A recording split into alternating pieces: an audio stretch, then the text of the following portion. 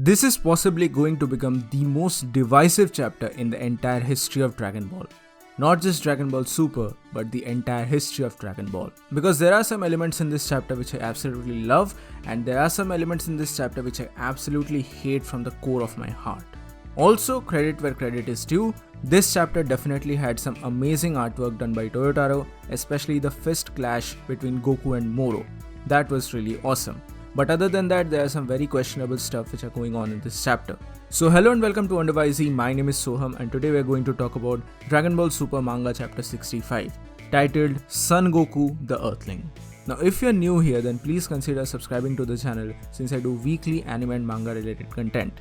Also, we're trying to hit 5,000 subscribers by the end of 2020, so a like and sub would be massively appreciated. Now obviously a couple of days back we had the initial leaks and spoilers for this chapter via the draft summary of this chapter, and obviously it was a bait kind of a thing because it only covered the first 5 to 6, 7, 8 chapters where Goku gives Moro the Senzu beam. We have covered that stuff. We all were collectively disappointed with Goku's decision there to give Moro the Senzu beam and thus ensuring his stupidity once again. But thankfully that's not the entire chapter. There are some definitely good stuff here as well. I especially love the focus on the training aspect and how Goku's humanity aspect is going on here. That was the core aspect of Dragon Ball from the very beginning. That training and hard work is the key to success. That sort of a motto was the central theme of Dragon Ball for a really long time. In the past couple of days, a shitstorm has been going on Twitter. What initially started as a joke, it has now become a full-fledged shitstorm where people who have no idea about the series are just shitting upon it like left and right. If you don't know what I'm talking about, then there was a post on Twitter which said that anime and manga frequently rely on the power of friendship trope. It's a very prevalent trope. A lot of manga, a lot of shonen uses this trope. There was this huge discussion going on that Dragon Ball is also basically shitstorm version of this concept, that power of friendship leads to everything. If you have seen all of this, then you definitely know what I'm talking about. It was a total mess, and people who have no idea about Dragon Ball, they were commenting that, oh, Krillin died, that's why Goku became a Super Saiyan, and this is just a power of friendship trope. Yeah, like literally before that, Goku never trained in his entire life. The man literally abandoned his family in order to train, and you're telling that this guy is a power of friendship trope. Here once again, the training aspect of Goku is on display. This was a definitely good stuff. He straight on tells Moro the importance of training and hard work and everything. This was really awesome stuff in my opinion. So let me go over all of this one by one. In the initial spoilers, we obviously came to know that Goku basically gave Moro the Senzu beam and he told Moro to go back to the Galactic Patrol in order to be imprisoned, and he was basically sparing his life and not killing him outright there. We know that stuff and we were all collectively disappointed by that.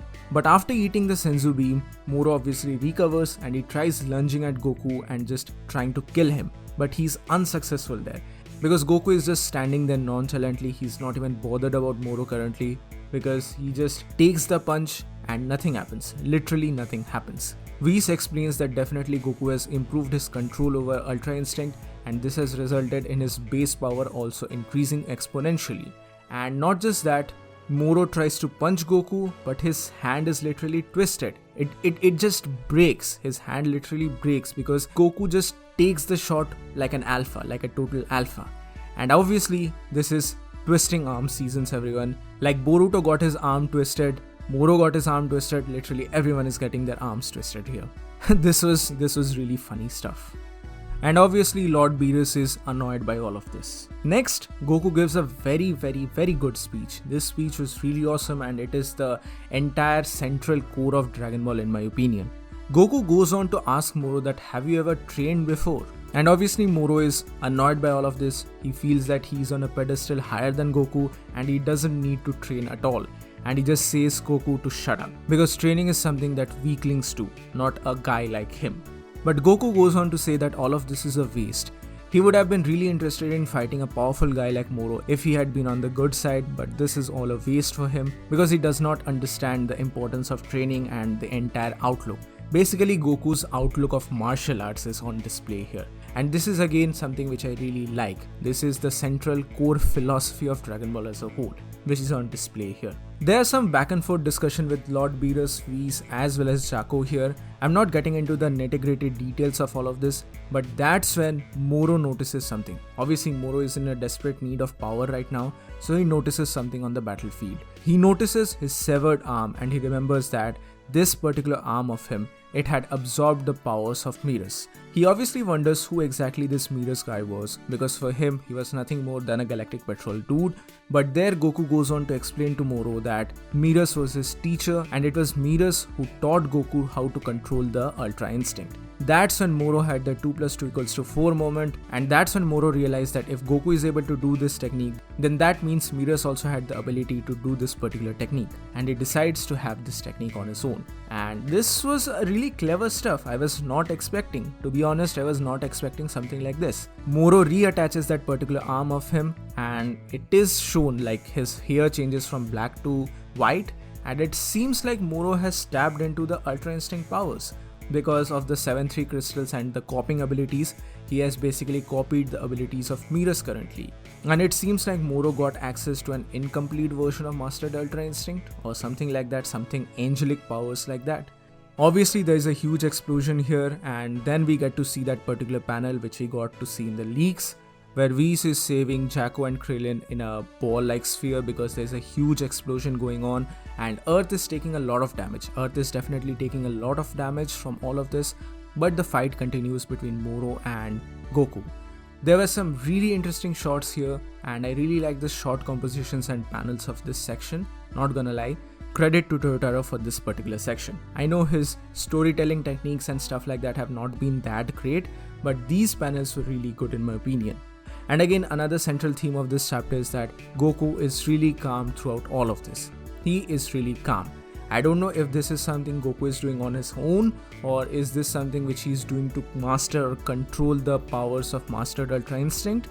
It's a bit unclear here what is the case. If this is a after effect of the Mastered Ultra Instinct, we'll have to think about that later on. But now the main part comes of this chapter. Moro is struggling now, because suddenly during the fight, Moro's arms get super big, and shortly after that his upper body is also swelling up a lot.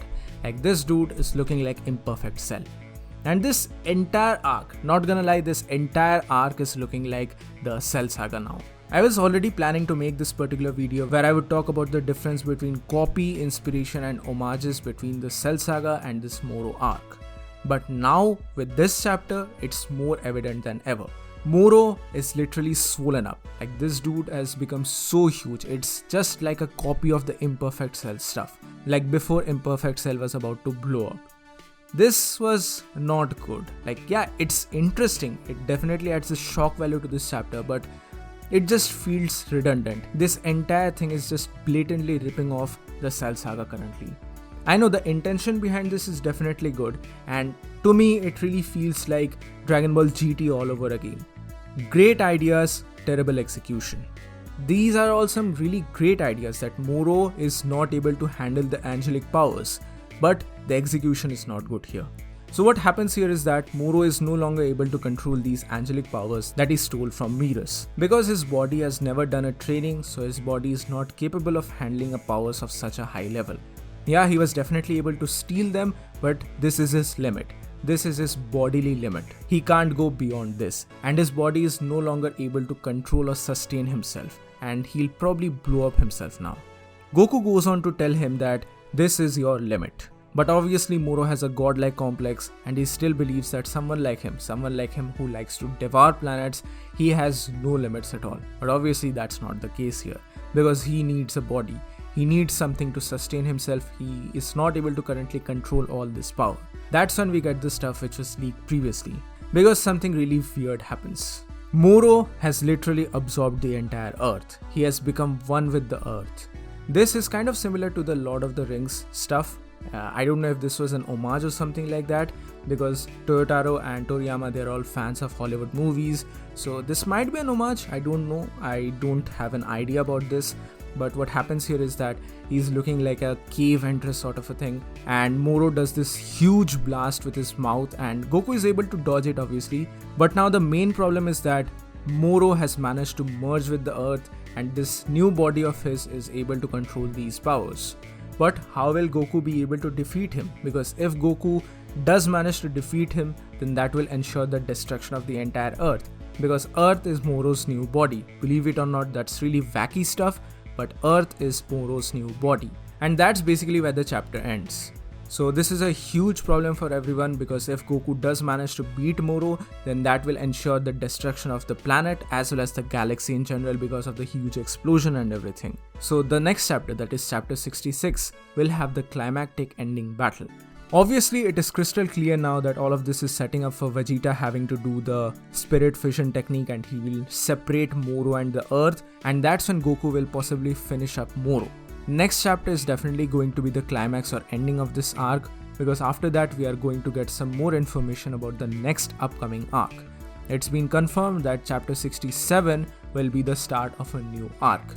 We are going to get some more stuff about it, more information about it in the upcoming days, and this was the entire chapter. This was Dragon Ball Super Manga chapter 65. This is possibly the most divisive chapter in the entire history of Dragon Ball. Again, there are some stuff which I really liked and there are some stuff which I absolutely hated, and this is it. This is my opinion. But what are your thoughts about all of this? Please mention them in the comment section below. I'll be making a video very soon where I'll do the comparison between the Moro arc as well as the Cell Saga from Dragon Ball Z. So be sure to subscribe to the channel and hit the bell notification to stay notified as soon as I upload that video. But this is it for today. Thank you so much for watching, guys. Give this video a thumbs up if you like it, share it with your friends and subscribe to the channel for more. This is WonderYZ and I'll see you soon in the next video.